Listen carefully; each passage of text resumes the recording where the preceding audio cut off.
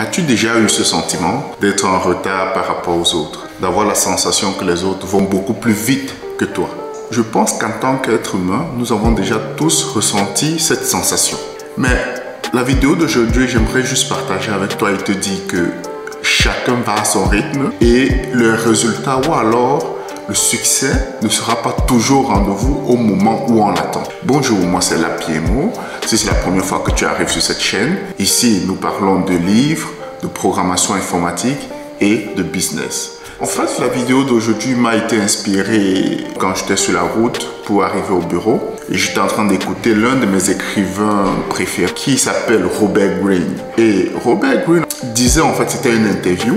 Et dans cette interview, il disait comme quoi son premier livre qu'il a écrit et qui a été un best-seller international, ça a été à l'âge de 36 ans. Donc c'est après 35 ans qu'il a eu son premier best-seller.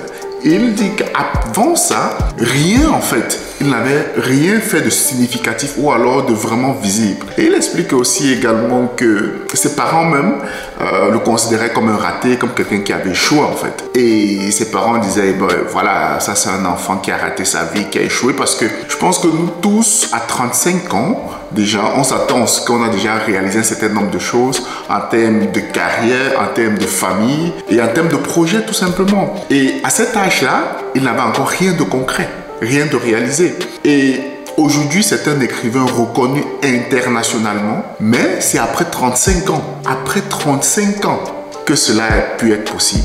Et je pense que quand j'ai écouté ça, je me suis dit, voilà, je vais réaliser une vidéo pour partager ça parce que je me rends compte que nous sommes souvent pressés. Nous observons la vie des autres et nous voulons être à leur place, mais nous devons suivre notre chemin en fait, faire ce qui nous passionne, faire ce qui nous parle et continuer à suivre notre chemin.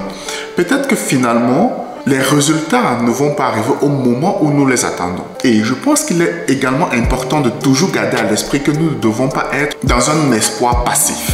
C'est-à-dire que si nous voulons réaliser un certain nombre de choses, nous ne devons pas nous dire que ok, ça viendra quand ça viendra. Moi, je pense que nous devons être dans un espoir actif, pas dans un espoir passif. Donc, ne pas avoir de l'espoir, mais dans la passivité. Parce que c'est souvent ça qui se passe chez beaucoup d'entre nous. C'est-à-dire qu'on a confiance que les choses iront mieux, mais en fait, quotidiennement, on ne fait rien de concret. Dans le cas d'exemple ici de Robert Greene, oui, les choses ne se passaient pas comme il voulait, mais il faisait des choses. Il a écrit, bien avant ça, il a écrit des livres qui ont été des flops totales, des livres qui ont échoué complètement. Bien avant ça, il explique, par exemple, qu'il a fait le tour du monde, il voulait apprendre des choses, il voulait découvrir, et à l'issue de son tour du monde, il a écrit un livre, une nouvelle, mais ça a été un flop, un échec total. Il dit également qu'il a écrit des scripts qu'il a proposés aux réalisateurs au niveau de Hollywood, et ça a été un flop total, ça a été un échec total. C'est-à-dire que malgré qu'il échouait, il continuait encore, il essayait de nouvelles choses. Il essayait, donc il n'était pas dans un espoir passif. Il ne se disait pas, ok, les choses iront mieux et je ne fais rien. Il était dans un espoir actif. Les choses iront mieux et je continue à travailler pour que ces choses aillent mieux. Et je pense que ce sont des choses que nous devons vraiment, j'ai trouvé ça assez intéressant et je pense que nous devons garder ce genre de mindset en fait. Ce genre de mindset se dit, nous devons continuer jusqu'à ce qu'on réussisse. Et j'aime bien cette expression américaine qui dit que soit on a notre paradis maintenant, soit on meurt en essayant de l'avoir. Avoir la mentalité d'un enfant est parfois ce qu'il nous faut en fait. Avoir la mentalité d'un enfant. Parce que quand on observe les enfants, ce sont des personnes qui n'abandonnent pas. Observez bien, si vous avez des enfants, observez-les. Quand ils veulent quelque chose, surtout quand ils sont encore très petits, quand ils n'ont pas encore été conditionnés, trop conditionnés on va dire, on se rend compte que quand il veut quelque chose, tu vas lui dire non, il va tourner autour, chercher à trouver un moyen pour obtenir ce qu'il veut. Quand un enfant apprend à marcher, qu'est-ce qui se passe? Il tombe maintes fois, il tombe énormément de fois, mais il n'abandonne pas jusqu'à ce qu'il marche. Donc on se rend compte que c'est cette mentalité-là, en fait, ce mindset que je pense que nous devons obtenir. Si les choses ne marchent pas dans la direction que nous voulons, peut-être pas abandonner, peut-être juste penser, pivoter un tout petit peu, changer certains éléments. Le cas ici de Robert Greene, j'aime bien m'inspirer comme ça de la vie de ces grandes personnes-là, des personnes qui ont pu être reconnues internationalement, des gens qui sont à un niveau tellement loin de nous, tellement loin de moi. Moi, j'aime bien connaître un peu la vie de ces personnes-là. Ça permet en sorte qu'on se rende compte que ce sont des personnes qui ont vécu des échecs, des flops.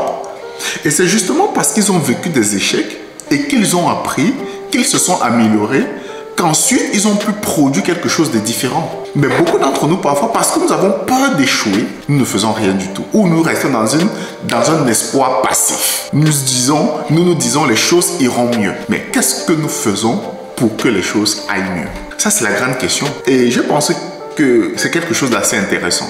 C'est-à-dire que c'est à 35 ans, c'est après 35 ans qu'il a été reconnu, qu'il a fait quelque chose, on va dire, de palpable de sa vie. Après 35 ans. Avant ça, il était considéré comme un loser.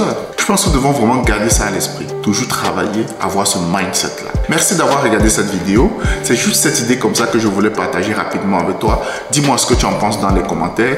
Dis-moi également, est-ce que tu connais Robert Greene? Est-ce que tu as déjà lu un tout petit peu ses livres? Les livres que Robert Greene a écrits, les 48 lois du pouvoir.